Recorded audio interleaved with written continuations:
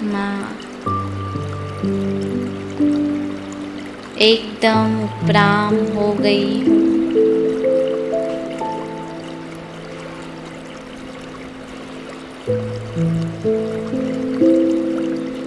और सदैव अपने स्वधर्म में स्थित रहती हूँ।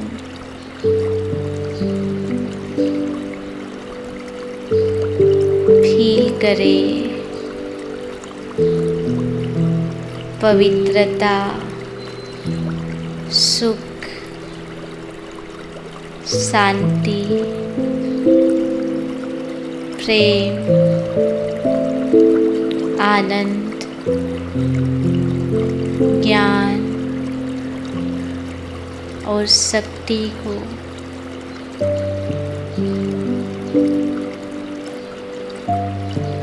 मैं सप्तगुणी आत्मा इन सप्त गुणों से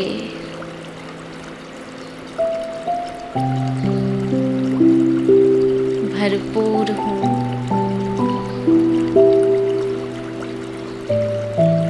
महसूस करे एक एक गुण को।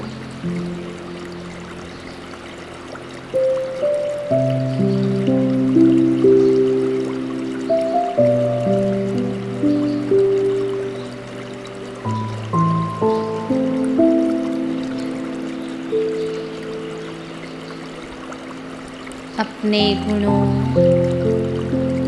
अपनी शक्तियों की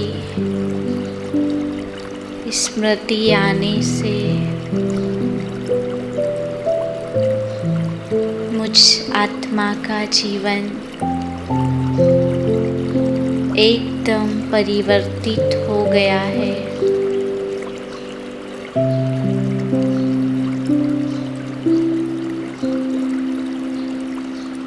मेरे कर्मों द्वारा सदैव मैं आत्मा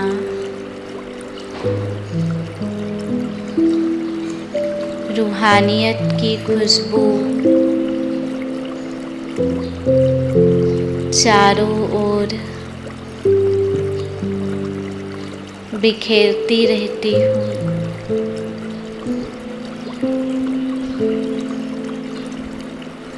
वाणी द्वारा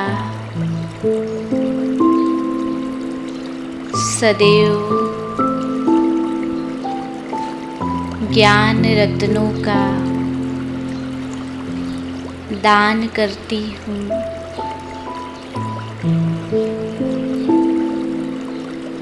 दृष्टि में हर आत्मा के लिए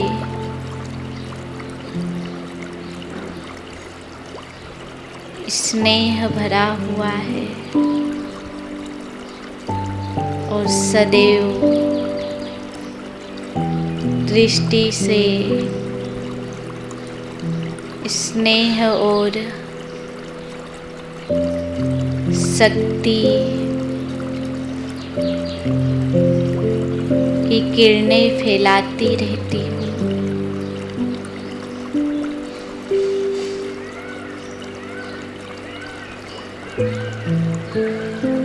मन में सदैव सर्व आत्माओं के प्रति शुभ भावना, शुभ कामना,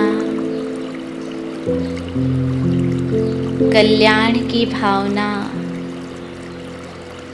समाई हुई है।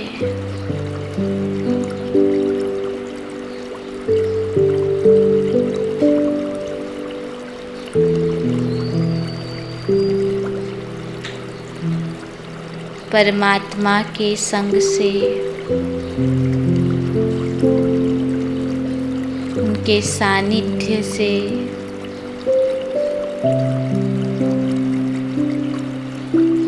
मुझ आत्मा के संस्कार परिवर्तित हो गए हैं।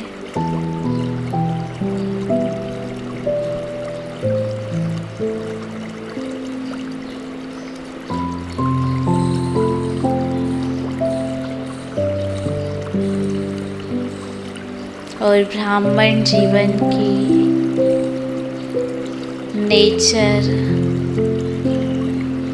नेचुरल बन गई है।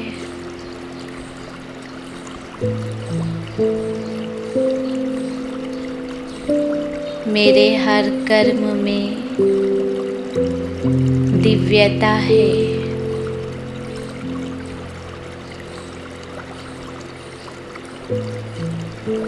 बोल अलौकिक बन गए हैं।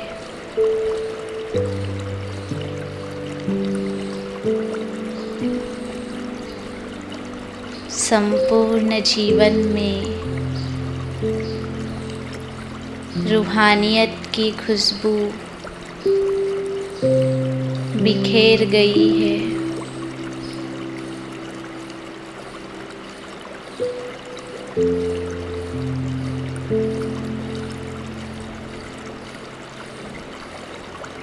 मुझ आत्मा का ये ब्राह्मण श्रेष्ठ जीवन हीरे तुल्य जीवन है।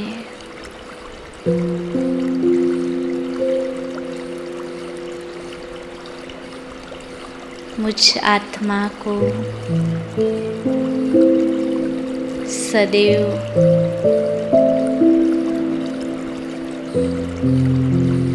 प्यारे बाबा के सानिध्य में रह इस अमूल्य जीवन की चमक को बढ़ाते रहना है।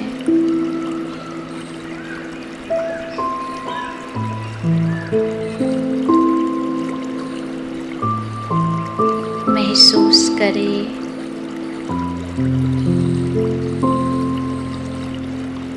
अपने आप को बाबा की छत्र छाया के नीचे।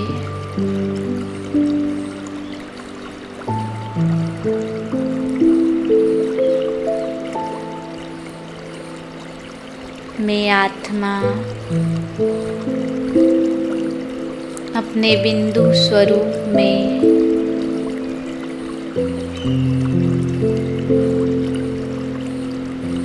बिंदु बाप के समक्ष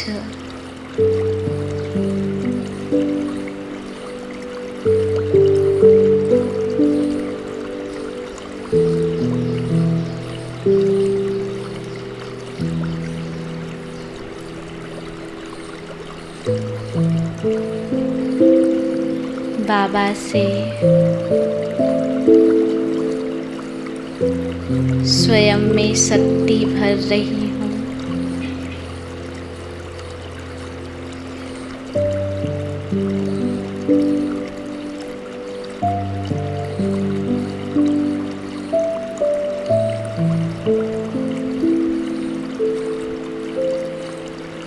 मैं आत्मा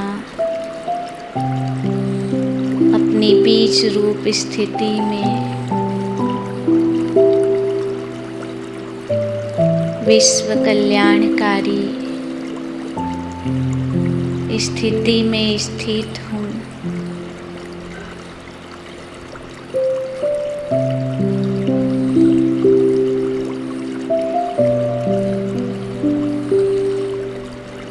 मुझ आत्मा से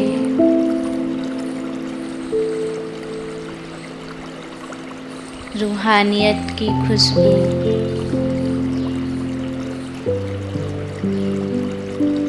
पवित्रता की खुशबू शांति की खुशबू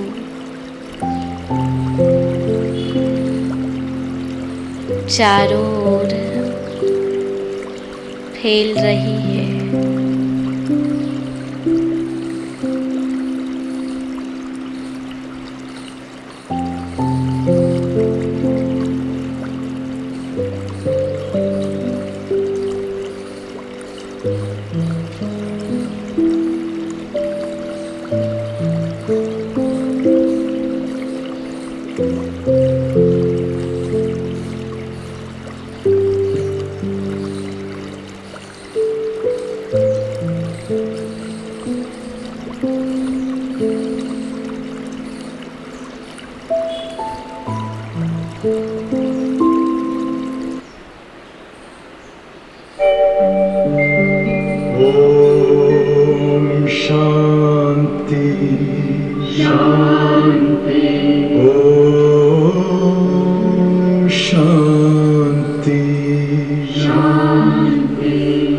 अंतर मन में ज्योति जगा लो, होगा दूर अंधेरा।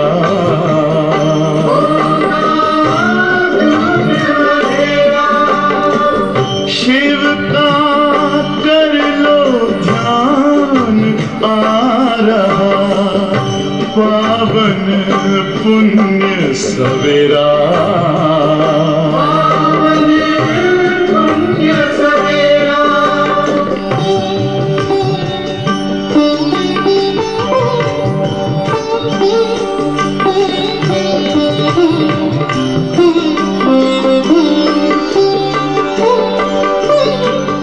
तुम हो कौन, कहाँ से आए, अपने आप को जानो।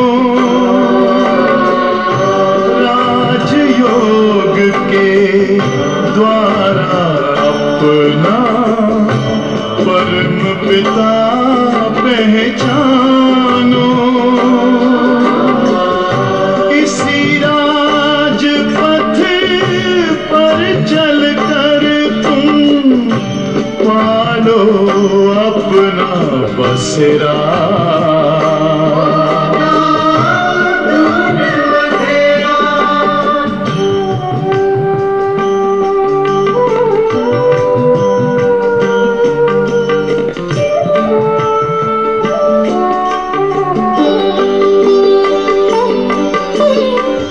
तुम हो आत्मा तन से न्यारे, परमात्मा को प्यारे।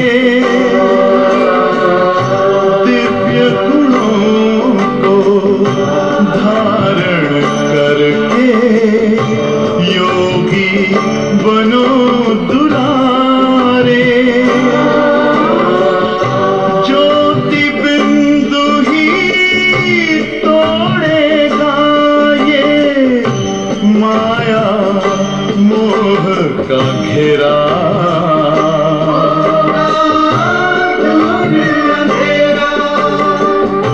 अंतर मन में ज्योति जगा लो, होगा दूर अंधेरा।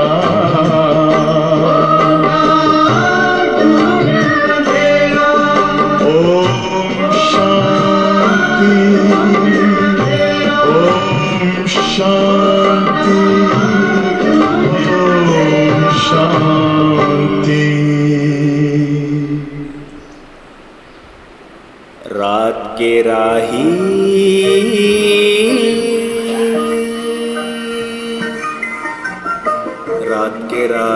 थक मत जाना, सुबह की मंजिल दूर नहीं, थक मत जाना।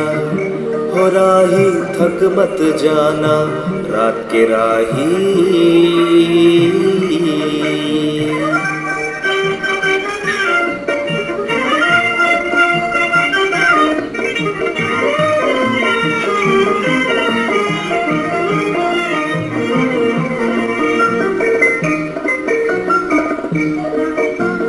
धरती के फैले आंगन में पल दो पल है रात का डेरा। धरती के फैले आंगन में पल दो पल है रात का डेरा। जुल्म का सीना चीर के देखो, झांक रहा है नया सवेरा। ढलता दिन मजबूर सही, चढ़ता सूरज मजबूर नहीं। थक मत जाना, हो राही थक मत जाना, रात के राही।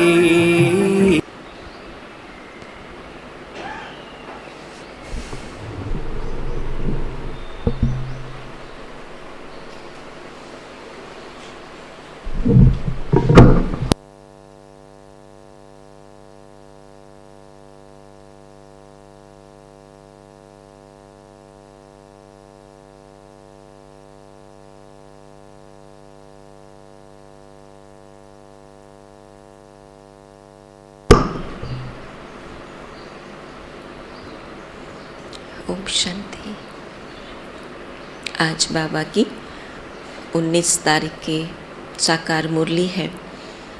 विशेष बाबा ने लक्ष्य की स्मृति दिलाते हुए कहा है कि बाबा फिर से इस संगम युग पर हम बच्चों को पढ़ाई पढ़ाने आते हैं, राजयोग सिखाने आते हैं, क्योंकि भविष्य में हम ही वो देवी देवता बनने वाले हैं और ओरिजिनल वास्तविक स्वरूप में जो हमारा दैवी स्वरूप है, जो वर्तमान समय में हमारा विस्मृत हो चुका है, वो स्वरूप को, वो संस्कार को फिर से इमर्ज करना, फिर से स्वरूप में लाना, उसके लिए बाबा हमें विशेष पढ़ाई पढ़ाते हैं।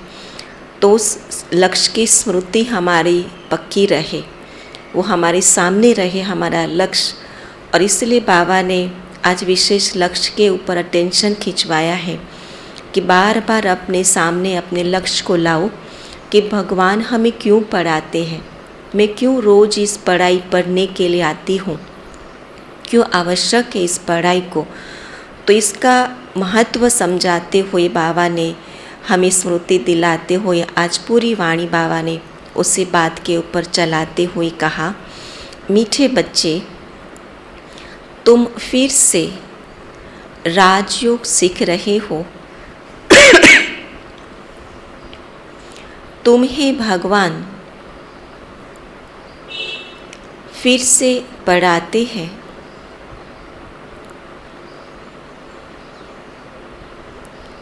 तुम राजाई के लिए यह पढ़ाई पढ़ रहे हो। अपनी एम ऑब्जेक्ट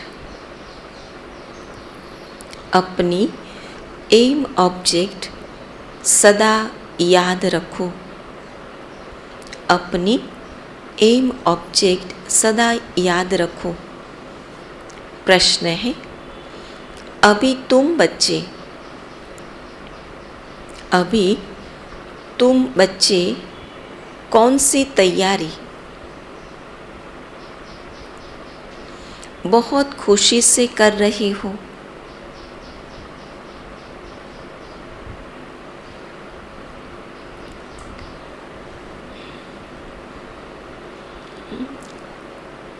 कौन सी तैयारी बहुत खुशी से कर रहे हो?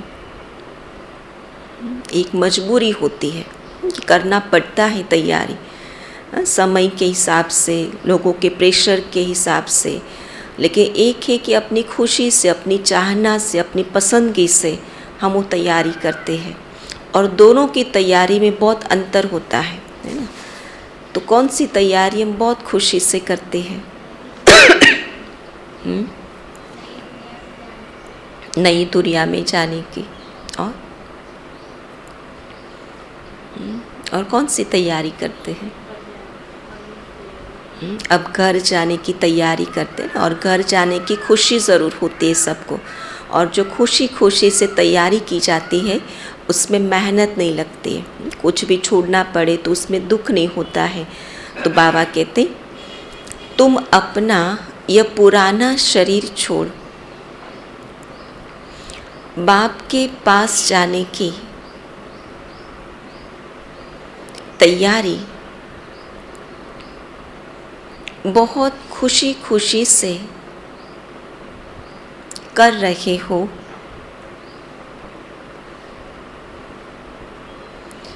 एक बाप की ही याद में शरीर छूटे, गुटखा न खाना पड़े, ऐसी प्रैक्टिस यहाँ ही करनी है। ऐसी प्रैक्टिस यहाँ ही करनी है। तुम्हारी अभी स्टूडेंट लाइफ बेपरवाह लाइफ है,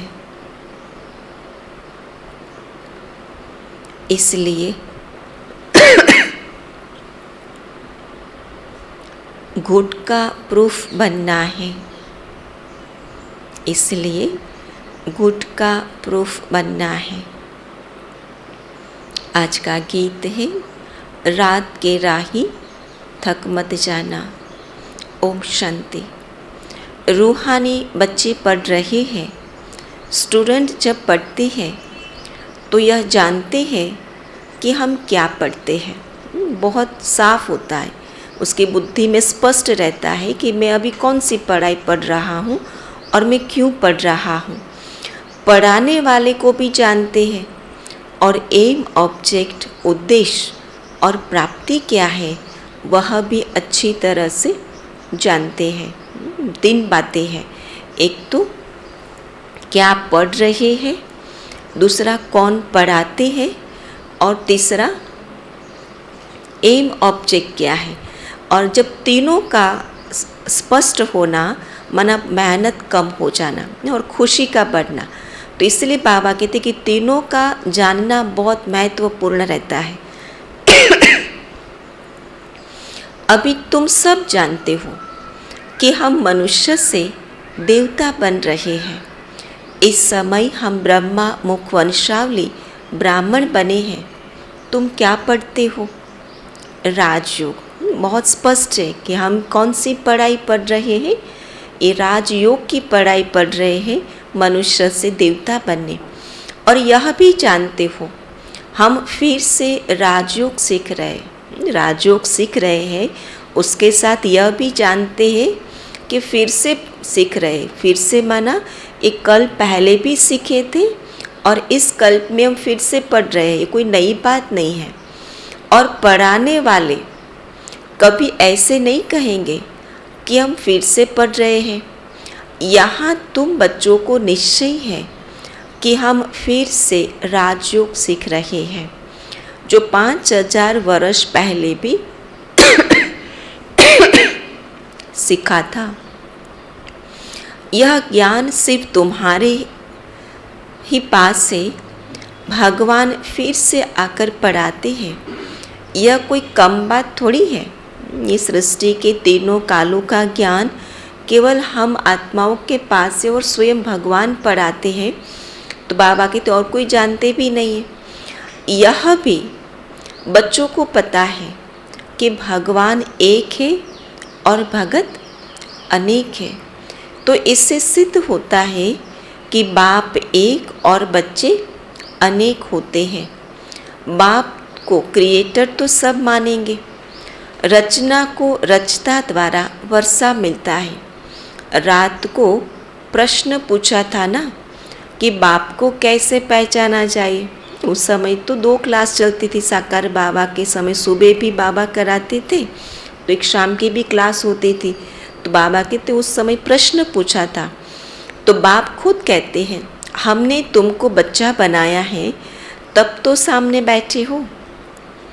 हम तुमको फिर से मनुष्य से देवता बना रहा हूँ, राजयोग सिखा रहा हूँ, जिससे तुम सो लक्ष्मी नारायण बनेंगे। राजयोग का रिजल्ट क्या है?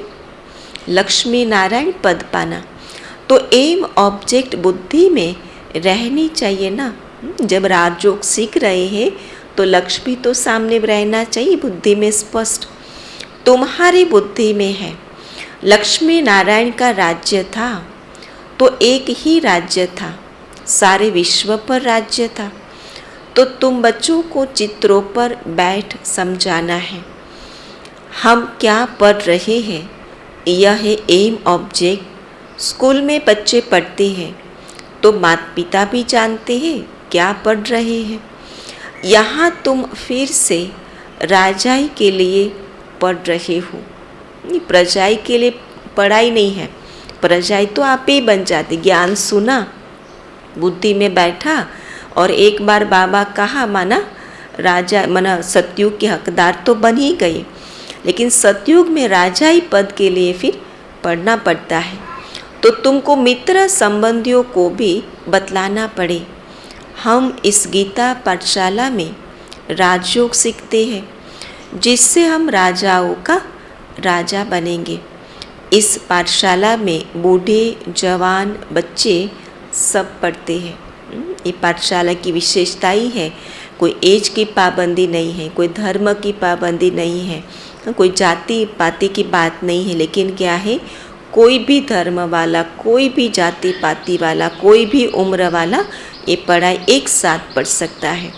ये वंडर है ना। पाठशाला में तो ऐसा होता नहीं, इसलिए इसको सत्संग भी कहा जाता है। सत्संग में तो हर एज वाला सत्संग कर सकता। तो ये पाठशाला की पाठशाला भी है और सत्संग का सत्संग भी है। सत्संग में तो सब जाते हैं, परंतु वह ऐसे नहीं कहेंगे कि हम राजयोग सीखने जाते। ये सत्संग भी है, लेकिन वैसा सत्संग नहीं कि जिसमें कोई एम ऑब्जेक्ट ना हो। यहाँ तो लक्ष्य भी सामने है और राजयोग भी सीखते हैं। तो उनको कोई भगवान तो नहीं पढ़ाते, तुमको तो भगवान खुद पढ़ा रहे हैं। यह चित्र तो घर घर में होना चाहिए। माता पिता मित्र संबंधी जो भी आए उनको समझाना है कि हम यह पढ़ रहे हैं। यह पढ़ाई तो बहुत सहज है, नाम ही है सहज ज्ञान और सहज राजयोग। राजा जनक को भी सेकंड में ज्ञान मिला और जीवन मुक्त हुआ। मनुष्य भी कहते हमको जनक मिसल ज्ञान चाहिए जो हम गृहस्थ में रहते पा सके। यह तो बहुत ऊंच पढ़ाई है। मनुष्य से देवता बनना है। देवताओं की महिमा कितनी ऊंची है। सर्वगुण संपन्न यह है मृत्युलोक और वह है अमरलोक। कितनी ऊंची महिमा गाते हैं और उस महिमा के योग्य बनने का लक्ष्य रखा है। तो कितना ऊंचा पुरुषार्थ करना पड़े।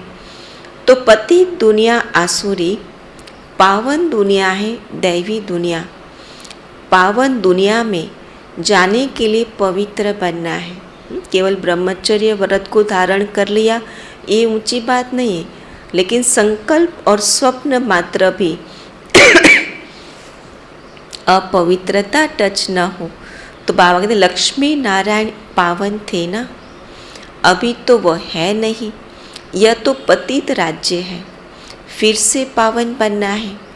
तो लक्ष्मी नारायण का चित्र बहुत अच्छा है, लक्ष्य है। और इतना ऊंचा लक्ष्य धारण करने के लिए लक्षण भी तो ऐसे ही होने चाहिए। जो गृहस्थ व्यवहार में रहते, हर कर्म करते, क्या हम चेक करें कि इतना ऊंचा मेरा लक्ष्य है तो क्या वैसा ही लक्षण मैं अपने जीवन में ला रही हूँ। देखना, बोलना, खाना पीना, पहनना, है ना, वो चेक करो कि हमने मन पसंद की क्या अनुसार हम कर रहे हैं। पढ़ाई सुबह सुबह पढ़ ली, फिर दिन भर में जो हमें अच्छा लगे, जो हमें कन्वीनियंट लगे वो ही हम कर्म करते रहे, तो बहुत अंतर पड़ जाता है। और इसलिए बाबा कहते लक्ष्मी नारायण में सभी का प्यार रहता है। तब तो बड़े बड़े आलीशान मंदिर बनाते हैं। श्री कृष्ण का तो छोटा छोटा मंदिर बनाते हैं। जैसे बच्चों का होता है, उनको ये पता नहीं कि राधे कृष्ण ही लक्ष्मी नारायण बनते। लक्ष्मी नारायण ही, राधे कृष्ण ही लक्ष्मी नारायण बनते हैं। तुम समझा सकते हो कि आज से 5000 वर्ष पहले इन लक्ष्मी नारायण का राज्य भारत में था और कोई के चित्र है नहीं। उसका प्रमाण है कि जिसका राज्य था उसका तो इतना आलीशान मंदिर बनाया है। सूर्यवंशी डिनाइस्टी मशहूर है। लक्ष्मी नारायण और राम सीता की डिनाइस्टी भी। फिर द्वापर कलयुग होता है। अभी कलयुग का अंत है। हम फिर से वही राजयोग सीख रहे हैं। जी, तो इतने ऊंचे संस्कार ये राजयोग के माध्यम से बढ़ता है। तो वो संस्कार क्या हमारे में है? वो केवल हम ऊंचे नशे की बात करें, लेकिन बात के साथ साथ संस्कार भी तो दिखाई दे। पूरे दिन में क्या बात कर रहे हैं और सुबह सुबह क्या बात करें ना, दोनों में जब अंतर पड़ जाता है तो आँखों के सामने पर्दा लगा के बैठे हैं कि लक्ष्य बहुत ऊंचा है लेकिन लक्षण तो बहुत दूर है। तो 5000 वर्ष पहले राजयोग सिख राजाई प्राप्त की थी। बरोबर वह संपूर्ण निर्विकारी थे। अभी पतित दुनिया है, इसलिए परम पिता परमात्मा को आना होता है। गाते भी है पतित पावन आओ, वह तो निराकार ठहरा ना। श्री कृष्ण तो प्रिंस है सत्युग का, तो वह कैसे आकर पावन बनाएंगे। तो समझाना पड़े कि साकार को भगवान नहीं कहेंगे। दूसरे धर्म वाले परमात्मा को निराकार मानते हैं। वही liberator, guide, blissful, god father, सर्व का दुख हरता, सुख करता है। तो बाप जब दुख हरते हैं तो सुख भी देते होंगे ना। तुम मित्र संबंधियों आदि को समझा सकते हो। वहाँ तो वेद शास्त्र अनेक मनुष्य सुनाते हैं, यहाँ तो सब सुनते ही एक से है। तो बाप कहते हैं तुम मेरे से ही सुनो। क्या कहते बाबा? एक मेरे से ही सुनो। और फिर सुबह एक बाप की सुनते और दिन भर में अनेकों की सुनने के बाद फिर अपने मन की सुनते, है ना। तो इसलिए बाबा कहते दुख भी मिलता और सुख भी मिलता है। भगवानुवाच, जरूर किस तन में आएगा ना। तो गाया हुआ है ब्रह्मा द्वारा ब्राह्मण रचे। हम ब्रह्मा कुमारियाँ हैं। 5000 वर्ष पहले भी सत्संगम पर ब्रह्मा मुख कमल से ब्राह्मण रचे गए, जो ब्राह्मण फिर देवता बने थे। अभी हम शूद्र से ब्राह्मण बन फिर देवता बनेंगे। हम फिर से राजयोग सीख रहे हैं। कितनी बार ये बाबा पक्का कराते कि फिर से पढ़ रहे हैं, फिर से राजयोग सीख रहे हैं। कल पहले भी सीखे थे, समझेंगे। यह तो बड़े निश्चय से बोलते हैं। भगवानुवाच, मैं तुमको फिर से राजाओं का राजा बनाता हूँ। अक्षर तो बरोबर गीता में है। राजयोग से हमने राजाई पाई। फिर द्वापर में रावण राज्य शुरू हुआ। अभी रावण राज्य पूरा होता है। हम फिर से राजयोग सीख रहे हैं। और पाठशालाओं में ऐसे नहीं कहते कि हम फिर से पढ़ रहे हैं। यह तो बच्चों की ही बुद्धि में है। कहते हैं कि मैं फिर से राजयोग सिखाने आया हूँ। उस समय महाभारत लड़ाई लगी थी। पांडव गीता सुनते थे, है ना, जो सुनाते ना कि दोनों आमने सामने सेना खड़ी थी और भगवान ने पांडव अर्जुन को वो राजयोग सिखाया था। तो बाबा कहते वो समय कौन सा था? और कोई समय नहीं था, वो यही समय था। तुम हो रूहानी पंडे। हे रूहानी बच्चे अथवा रूहानी पंडे, थक मत जाना। बाप कहते हैं ना, गीता ज़रूर भगवान ही सुनाएंगे। है भी भगवानुवाच, तुम जानते हो हम स्वर्ग के सुख पाने के लिए राजयोग सीख रहे हैं। ये राजयोग क्या है? स्वर्ग का सुख देने वाला। भगवान है ही निराकार।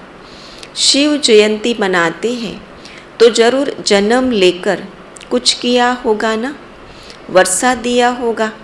तो बरोबर सतयुग में सूर्यवंशी देवता थे। डिनाइस्टी में तो बहुत होते हैं ना, जैसे Edward the first, second, third, उन्हों की भी डिनाइस्टी चलती है। तो यह भी ऐसे हैं। तुम बच्चे चित्रों पर अच्छी रीति समझा सकते हो। यह ब्रह्मा कहते हैं मैं थोड़ी भगवान हूँ। बनाने वाला तो दूसरा होगा ना। मैं कहाँ से सीखा? अगर हमारा मनुष्य गुरु होता तो गुरु से लाखों करोड़ों सीखने वाले चाहिए। सिर्फ यही सीखा क्या? और सब चेले कहाँ गए? यहाँ तो है ही भगवानुवाच। तो बाबा कहते उसने यह राज समझाया है। यह चित्र कैसे बैठ निकलवाए हैं। लक्ष्मी नारायण बचपन में राधे कृष्ण थे। गीता का भगवान कहते हैं मैं कल्प कल्प के संगम युग पर आता हूँ। प्रलय की तो बात ही नहीं, और शास्त्रों में कह दिया कि मैं परमात्मा युगे युगे आते, लेकिन वास्तव में वो हर युग की बात नहीं है, लेकिन कल्प के संगम युग पर आते। तुम भी कहते हो हम फिर से देवता बन रहे। आत्मा को ये स्मृति आना शुरू हो जाती, जब ज्ञान बुद्धि में स्पष्ट हो जाता है तो इस स्मृति में आ जाता है कि मैं फिर से पढ़ रही हूँ ओरिजिनल स्मृति। शिव जयंती भी गाई जाती है। लाखों वर्ष तो नहीं हुए, बाप बैठ समझाते हैं इन शास्त्रों आदि में कोई सार नहीं है। शास्त्रों में पूरा विस्तार भरा है, लेकिन ज्ञान का सत्य सार केवल गीता में एक में ही है, जो बाबा कई बार कहते कितना सार है जो आटे में नमक में सर। तो बाप बैठ समझाते हैं इन शास्त्रों आदि में कोई सार नहीं है, यह पढ़ते पढ़ते तुम्हारी कला उतरती गई है, अभी तो कोई कला नहीं रही है। तो बाप कहते भक्ति से कोई भी मेरे से मिल नहीं सकता, मुझे आना ही पड़ता है। तुम कहते हो भगवान किसी न किसी रूप में आएगा, है ना। भक्ति मार्ग में तो यही भावना रखते हैं कि भगवान एक समय संसार में आएंगे कोई न कोई रूप धारण करके, और इसलिए घर के द्वार से किसी को खाली नहीं छोड़ने का। हो सकता है कोई साधारण स्वरूप में आ जाए, कुत्ते के स्वरूप में, भिखारी के स्वरूप में, तो साधारण स्वरूप वो समझ लिया, लेकिन ये नहीं समझा कि मनुष्य के साधारण स्वरूप में आते हैं।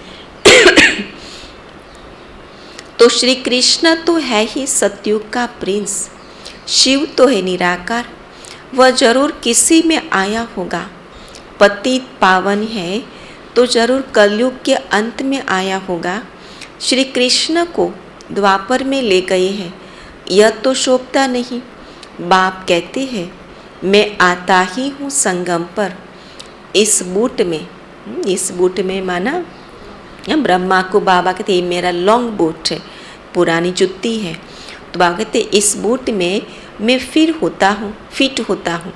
ड्रामा में कोई चेंज नहीं हो सकती। रोला कितना कर दिया है, इसलिए प्रश्न पूछा जाता है गीता का भगवान कौन। यह बड़ी ज़रूरी बात है, इसी में सारा रोला है। नर्क को पलटने और स्वर्ग बनाने वाला कौन, तो बाप ही कर सकते हैं। लक्ष्मी नारायण कितने एक्टिव थे।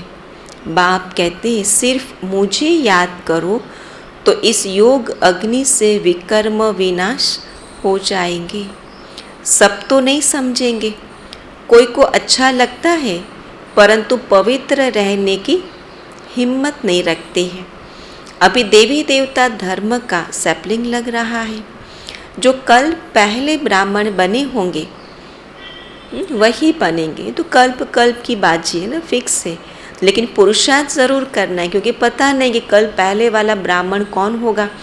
तो इसलिए बाबा कहते यह कलम बाप के सिवाय कोई लगा नहीं सकता। देवता धर्म वालों को शूद्र से ब्रह्मा मुख वंशावली ब्राह्मण जरूर बनना पड़ेगा, नहीं तो देवता कैसे बनेंगे। विराट रूप पर समझाना होता है।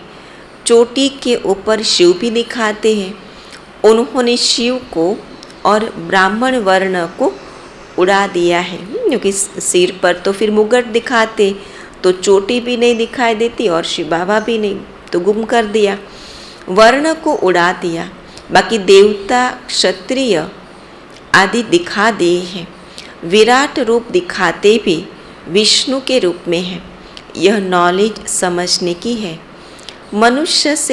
मनुष्य कैसे 84 जन्मों का चक्र लगाते हैं और कोई यह नॉलेज नहीं जानते हैं। बाप कहते हैं यह नॉलेज ही प्राय लोप हो जाती है। अभी जो हम सुन रहे हैं फिर वो द्वापर में फिर प्रायलोप हो जाएंगे। परंपरा चल न सके। स्वदर्शन चक्र देवताओं को नहीं है, यह तुमको है।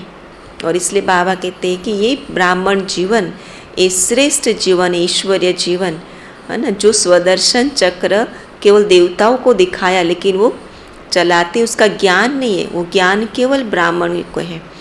परंतु तुम तो संपूर्ण बने नहीं हो, इसलिए दे नहीं सकते। तो निशानी देवताओं को देती है। स्वदर्शन चक्र फिराते, कमल पुष्प समान बनते, शंख ध्वनि करते तुम देवता बन जाएंगे। केवल निशानी देवताओं के हाथ में है, लेकिन वो यूज़ कहाँ करना है? ये संगम युग पर यूज़ करते करते हम क्या बन जाएंगे? देवता बन जाएंगे। शिव बाबा ब्रह्मा द्वारा विष्णुपुरी स्थापन कर रहे हैं। यह बातें कोई की बुद्धि में नहीं है। भगवान पढ़ाते हैं, हम विश्व के मालिक बनते हैं, तो कितना न हर्षित होना चाहिए, कितना न हर्षित होना चाहिए। और अब पूरे दिन का चार्ट देखे हर्षित मुख का तो कितनी फ्लक्चुएशंस वाला होता है ना। हर घंटे का चार्ट अलग हो जाता है। Student life is the best. पढ़ाई की लाइफ बेपरवाह अच्छी रहती है। पीछे तो जाल में फंस जाते हैं, कितने दुख की जाल है। सतयुग में कोई बात नहीं, खुशी खुशी से शरीर छोड़ते हैं। घुट घुट कर मरना रावण में होता है, रावण राज्य में होता। तुम खुशी से तैयारी कर रहे हो कि हम कब बाबा के पास जाइए। क्या तैयारी कर रहे हैं? भगवान के पास जाने को। दुनिया में अगर कहे कि हम भगवान के पास जाने की तैयारी करते तो बड़ा अपशुकन मानते। और यहाँ हम खुशी खुशी से तैयारी करते। बैठे ही इसलिए है, नहीं साधारण स्वरूप में ज्ञान सुनने क्यों बैठे हैं? ये बाप के पास जाने के लिए। पुराना शरीर छोड़ जाए, फिर 21 जन्म गुटखा खाने की बात नहीं। ये ज्ञान कितना खुशी देता है जब हम सुनते हैं, लेकिन जब सुनने के बाद हम कर्म में लग जाते तो फिर तो बुद्धि में ज्ञान कितना रहता और कारोबार कितना रहता। तो इस जन्म में गुटखा बिल्कुल नहीं खाना है। पतित से पावन बन रहे हैं, बहुत खुशी में रहना है। लेकिन वो खुशी कैसी हो? विनाशी धन, साधन, संपत्ति, दौलत, इसकी खुशी नहीं हो कि मेरे पास कितना है और पूरा दिन उसी पर लगे रहे और खुश रहे, उसकी खुशी नहीं हो। खुशी उसी की हो, अविनाशी ज्ञान खजाने की प्राप्ति की खुशी हो। तो अच्छा, यहाँ से सूक्ष्म वतन में जाते हैं, वह भी अच्छा है। फरिश्ता तो बनना है। आधा कल्प तो गुटखा खाते आए हैं, अब बाबा के पास जाइए। खुशी से तैयारी कर रहे हैं। बुद्धि से कितना छोड़ा है, कितना निश्चिंत होकर बैठे। पूरा कारोबार सेट है और हम निश्चिंत है, वो खुशी नहीं। लेकिन बुद्धि से कितना छूटा हुआ है, उस बात से हम तैयारी मानते हैं। तो बाबा कहते गुटखा प्रूफ यहाँ बनना है। ऐसे सन्यासी भी बहुत होते हैं जो बैठे बैठे शरीर छोड़ देते हैं, सन्नाटा हो जाता है, समझते हैं हम ब्रह्म में लीन हो जाएंगे। जाते तो कोई नहीं जब तक बाप न आए। तो शिव बाबा का भंडारा भरपूर है। कहते हैं ना, जिस भंडारे से खाया वह भंडारा भरपूर, काल कंटक दूर। यहाँ तो अकाले मृत्यु होती नहीं। पतित पावन शिव बाबा के भंडारे में जो आता है वह पावन बन जाता है। भंडारे में जो आया वो किसका है? वो किसी व्यक्ति के नाम का नहीं होता है, वो भगवान के नाम का होता है। और उस भगवान के घर से फिर सबकी एक जैसी पालना होती है। तो फिर वो भगवान के नाम से आया, माना वो पवित्र हो गया और उसी की स्मृति में खाया तो उसकी बुद्धि भी दिव्य बन जाती है। तो इसीलिए इसको कहा, इसको ब्रह्मा भोजन कहा जाता है। इनकी बड़ी महिमा है। योग भी बड़ा अच्छा चाहिए। योग में रह भोजन बनाओ और खाओ तो तुम्हारी बहुत अच्छी उन्नति होगी। और खाते समय को अरे ये अच्छा नहीं है, इसका टेस्ट अच्छा नहीं है, ये बहुत खराब है ना। तो बाबा कहते ये ब्रह्मा भोजन के स्वरूप में नहीं खाया, लेकिन ये टेस्ट के स्वरूप में खाया। ब्रह्मा भोजन माना हर चीज़ हमारे लिए भोजन एक प्रसाद के रूप में अच्छी है। तो उस भोजन में बहुत ताकत आ जाती है। कौन से भोजन में ताकत मिलती? जो योग युक्त होकर के ब्रह्मा भोजन समझ करके स्वीकार करते, वो भोजन में ताकत आती है। जो टेस्ट में होते, ये टेस्ट बहुत अच्छा, जो टेस्ट याद आया ना, तो ब्रह्मा भोजन नहीं खाया, हाँ, वो तो व्यंजन खाया है, और व्यंजन खाने में वो शक्ति नहीं मिलती है। तो बाबा कहते योग में रह तुम भोजन खाओ तो बहुत ताकत मिलेगी और तंदुरुस्त भी रहेंगे। बाबा खुद कहते हैं कि हम बाबा की याद में बैठ, जैसे कि हम और बाबा खाते हैं, परंतु फिर भी भूल जाता हूँ। ये बाबा अपना अनुभव सुनाते हैं। तो एक बाप की याद में ही शरीर छूटे, कोई गुटका नहीं आए, ऐसे प्रैक्टिस करनी चाहिए।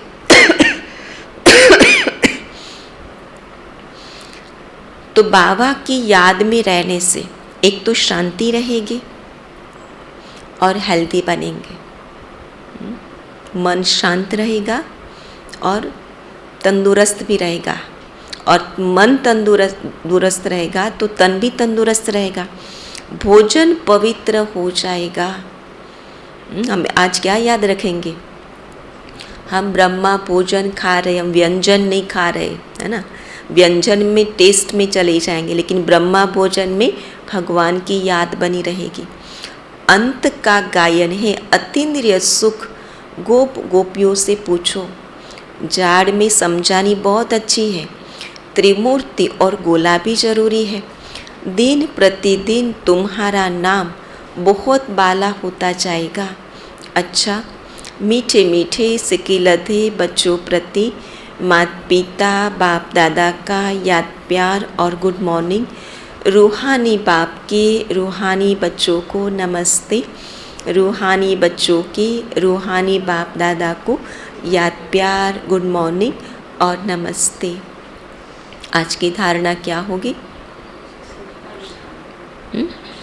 सदा खुश रहना है, गुटखा नहीं खाना है ना। संगम युग में कोई भी दुख के, दर्द के गुटके नहीं खाने हैं। हमारी ये स्टूडेंट लाइफ वो बेपरवाह लाइफ है।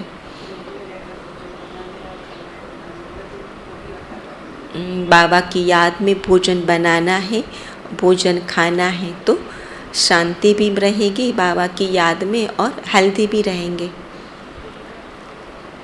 गुटका प्रूफ बनना है। पहली पॉइंट है सदा तंदुरुस्त रहने के लिए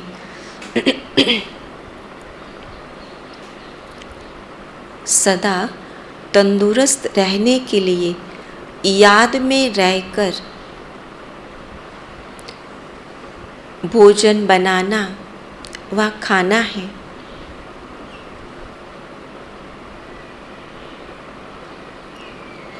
भोजन करते समय स्मृति रहे हम बाबा के साथ खा रहे हैं। भोजन करते समय स्मृति रहे हम बाबा के साथ खा रहे हैं, तो भोजन में ताकत भर जाएगी।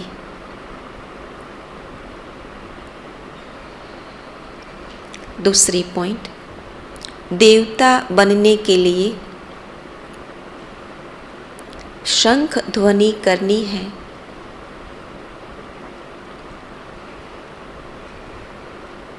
स्वदर्शन चक्र फिराते रहना है। देवता बनने के लिए शंख ध्वनि करनी है, स्वदर्शन चक्र फिराते रहना है। कमल फूल समान पवित्र जीवन बनाना है।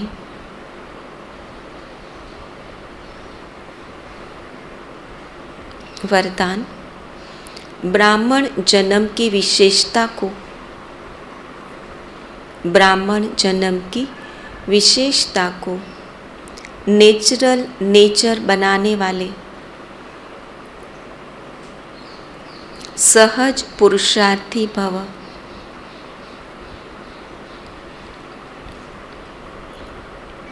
विस्तार है, जैसे किसी का जन्म राज परिवार में हो तो बार बार स्मृति में लाते हैं कि मैं राजकुमार या राजकुमारी हूँ, चाहे कर्म रुचि के कारण साधारण भी हो, लेकिन अपने जन्म की विशेषता को नहीं भूलते। ऐसे ब्राह्मण जन्म ही विशेष जन्म है। तो जन्म भी श्रेष्ठ, धर्म भी श्रेष्ठ और कर्म भी श्रेष्ठ। इसी श्रेष्ठता अर्थात विशेषता की जीवन स्मृति में नेचुरल रहे तो सहज पुरुषार्थी बन जाएंगे। विशेष जीवन वाली आत्माएं कभी साधारण कर्म नहीं कर सकती। स्लोगन है, डबल लाइट रहना है तो विघ्न विनाशक बनो। डबल लाइट रहना है तो विघ्न विनाशक बनो।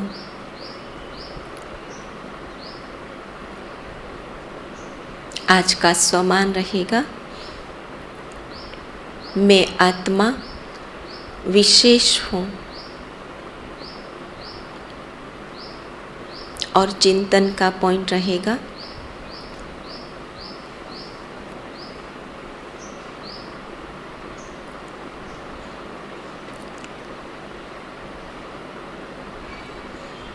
अपने लक्ष्य की पूर्ति के लिए लक्षण को कैसे धारण करेंगे।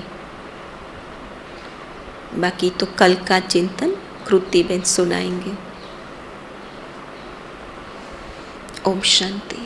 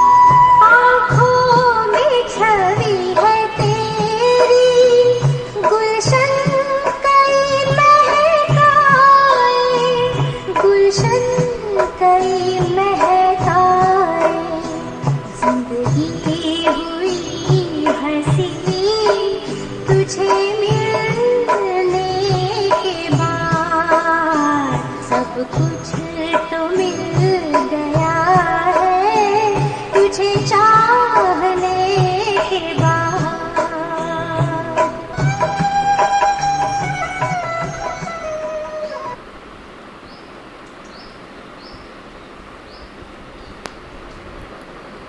ओम शांति।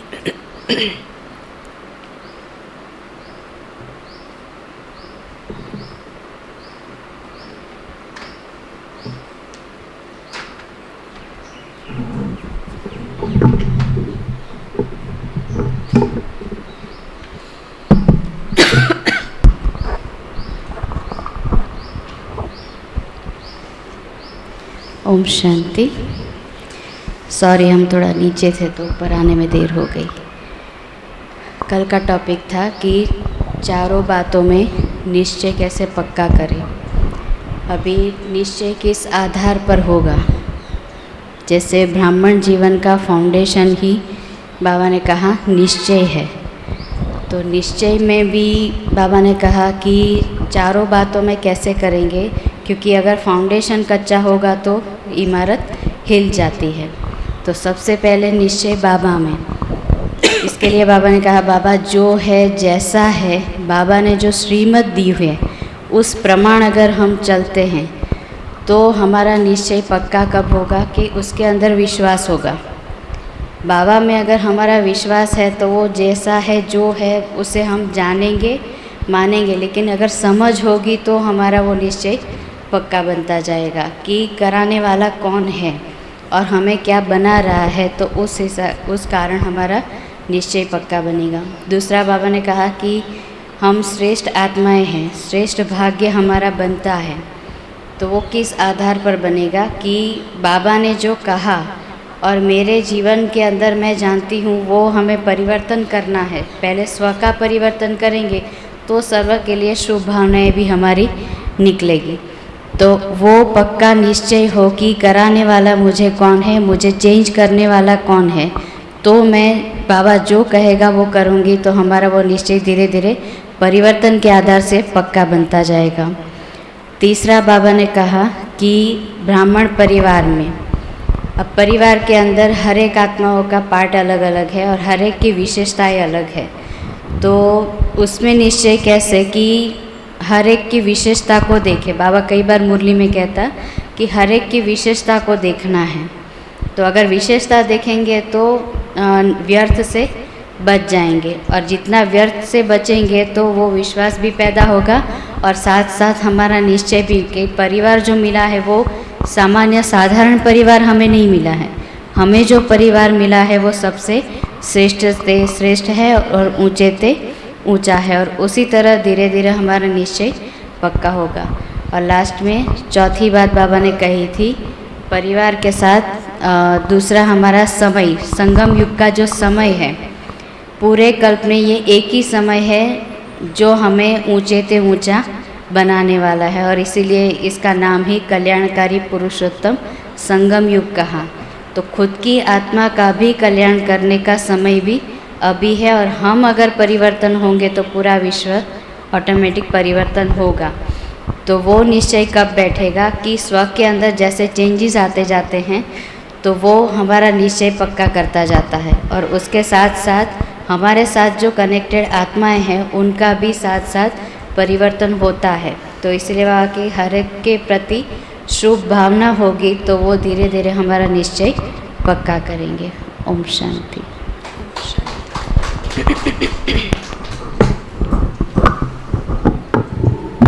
ओम शांति।